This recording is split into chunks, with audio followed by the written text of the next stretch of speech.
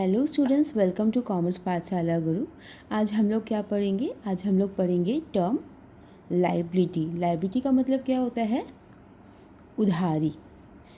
जब हमें कोई उधारी या कोई बिज़नेस को कोई उधारी आउटसाइडर को पे करना होता है।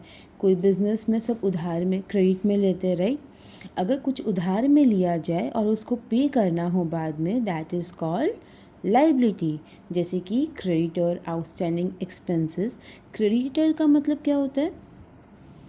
जैसे कि अगर आप किसी से उधार में लिए हो ना, ठीक है, अगर सपोज़ मैं आपसे कोई चीज़ उधार में ली हूँ तो मुझे आपको देना है पैसा, राइट? क्योंकि मैंने आपसे उधार में लिया है तो आप मेरे लिए क्या हो गए?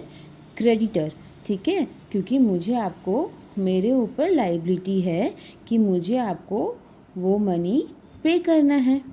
आउटस्टैंडिंग एक्सपेंस क्या होता है कि एक्सपेंस तो कर लिया लेकिन उसको देना बाकी। हो सकता है कि मैंने आपको बोला कि ठीक है एक बार खर्चा आप दे दो, मैं आपको दे दूँगी, तो ये क्या हो गया? खर्चा तो हो गया लेकिन देना बाकी है, आउटस्टैंडिंग है। ओके। लायबिलिटी जो होता है वो टू टाइप्स के होते हैं। कौन कौन से? करंट लायबिलिटीज़, जिसको शॉर्ट टर्म लायबिलिटी भी बोलते हैं, एंड नॉन करंट लायबिलिटी, जिसको हम लोग लॉन्ग टर्म लायबिलिटी भी बोलते हैं।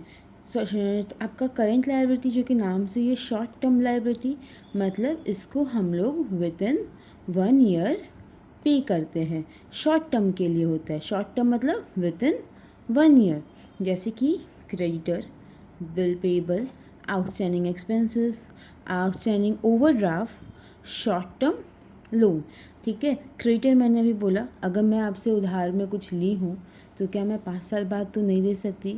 ठीक है, मुझे क्या होगा, हम 1 महीना, 2 महीना, 3 महीना के अंदर आपको पे कर दूंगी ना वो चीज़। ठीक है, बिल पेबल, आउटस्टैंडिंग एक्सपेंस अगर आपने खर्चा किया है तो मैं आपको पे करूँगी ना जल्द से जल्द। अगर बैंक से आपने ओवरड्राफ्ट किया है, आउटस्टैंडिंग बचा हुआ है देना पैसा, ऑब्वियसली 1 साल के अंदर आप पे करोगे।